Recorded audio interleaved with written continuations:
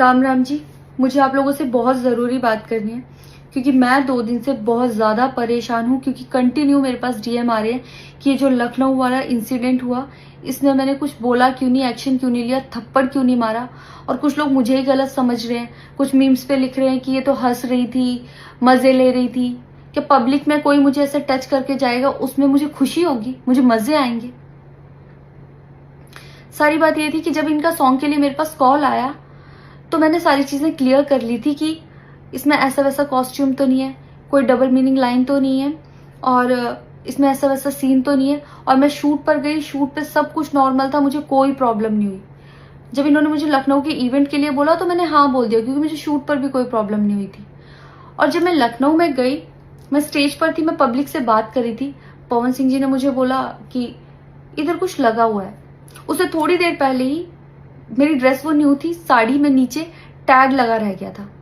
तो मेरे दिमाग में आया कि शायद ब्लाउज का भी टैग लटक रहा होगा।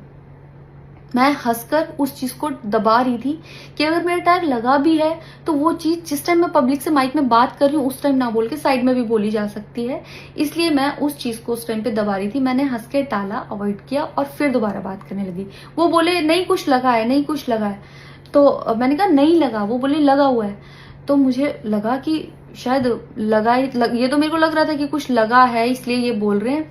और पर फिर भी मैंने हंस के वहां पे टाला, पब्लिक से अपनी बात कंप्लीट की। कंप्लीट करने के बाद जब मैं अपने टीम मेंबर से मैंने पूछा साइड में जाके कि कुछ लगा है, क्या लगा है, उन्होंने बोला कुछ भी नहीं लगा था। जब मैंने देखा मेरे सच में कुछ नहीं लगा था, तब मुझे बहुत ज्यादा बुरा लगा, गुस्सा आया और रोना भी आया। लेकिन मुझे ये नहीं समझ आया कि मैं अब क्या करूं यहाँ पर, क्योंकि जहां मैं गई थी लखनऊ में, पवन सिंह जी खुद भी वहीं के रहने वाले हैं, उसी जगह पर इवेंट था। जितना वो क्राउड था वो सारा उनका फैन बेस था। उनको भगवान बोल रहे थे और भक्त बोल बोल के उनके पैरों में गिर रहे थे। वो उनका फैन बेस था, क्राउड था।